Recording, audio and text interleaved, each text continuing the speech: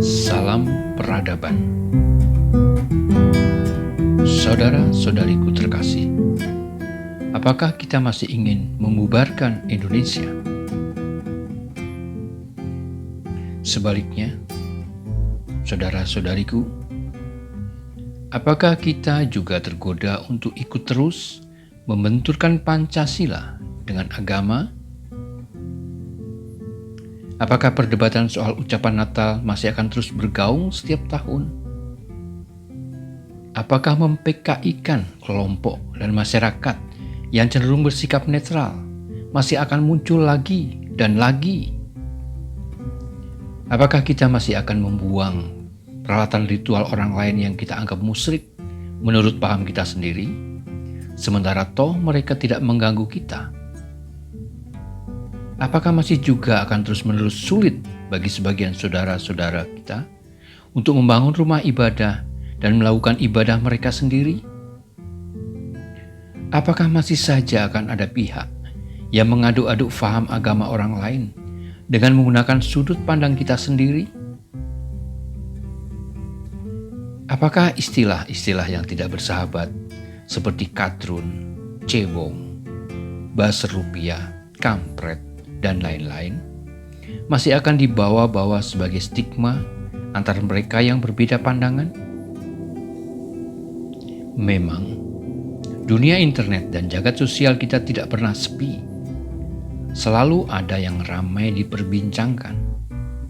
Dan semua itu akan semakin tajam dan penuh dengan tarian kebencian dan hujat saat membahas soal ideologi politik dan terutama soal agama. Taruh misal ramainya polemik tentang Buya Syakur ataupun Bapak Quraisy Shihab yang sering bicara dan mengkaji hal-hal yang dianggap sensitif.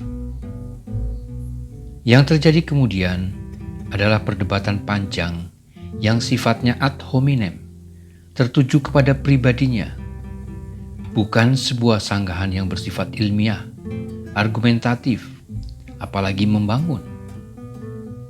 Yang bersangkutan bukan hanya dikritik, tetapi cenderung dibuli dan dinistakan.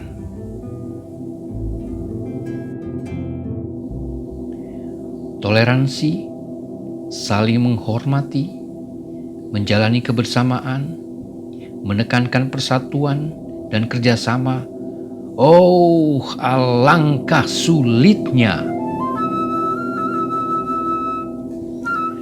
Di Indonesia ini, kalau sudah menyerempet sedikit saja dengan persoalan agama, maka segala nilai lain akan menjadi relatif.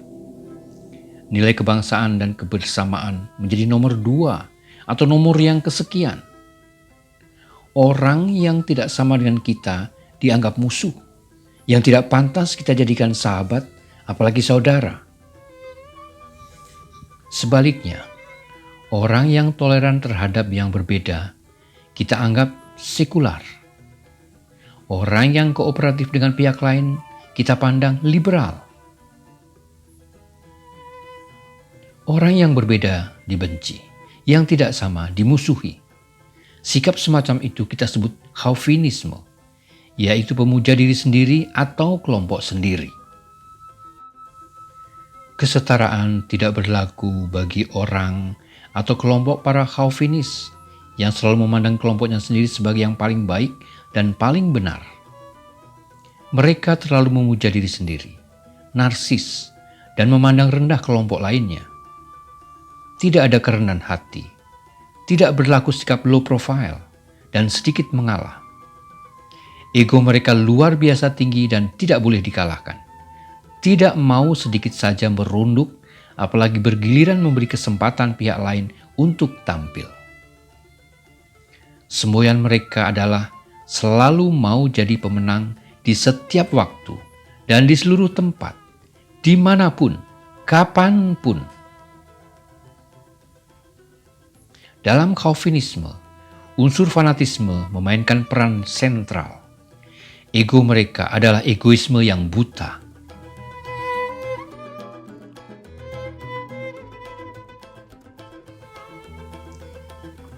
Kita mungkin pernah membaca atau mendengar bagaimana seorang tokoh besar Tibet menyampaikan pendapatnya tentang agama. Dia adalah Dalai Lama, seorang pimpinan agama dan spiritual Tibet, serta pemenang hadiah Nobel Perdamaian yang sudah menulis banyak buku.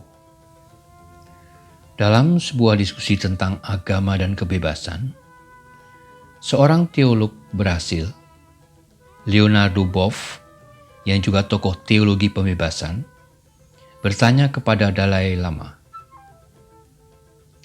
Menurut Dalai Lama, apa agama yang terbaik di dunia ini? Kita bisa bayangkan, kira-kira jawaban apa yang akan disampaikan Dalai Lama, sebagaimana mungkin juga diduga oleh Leonardo. Mungkin agama Buddha Tibet mungkin, atau mungkin agama-agama timur lainnya, atau jangan-jangan agama samawi seperti Yahudi, Kristen, atau Islam. Ternyata jawaban Dalai Lama justru mengejutkan.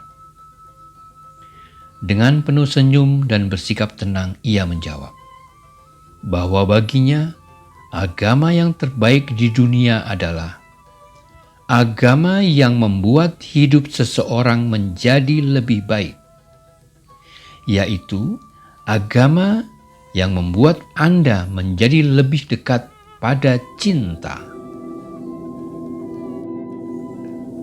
Saudara-saudariku tercinta setanah air,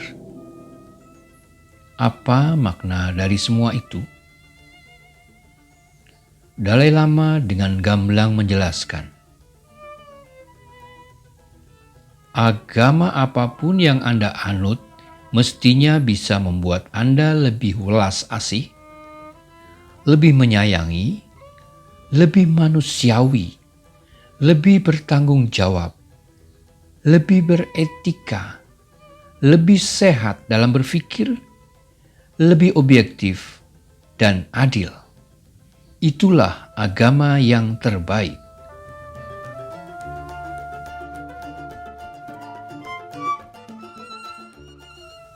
Nah, sekarang tinggal bagaimana sebagai bangsa kita mengunyah dan menyerap pandangan tersebut. Apa pendapat Anda?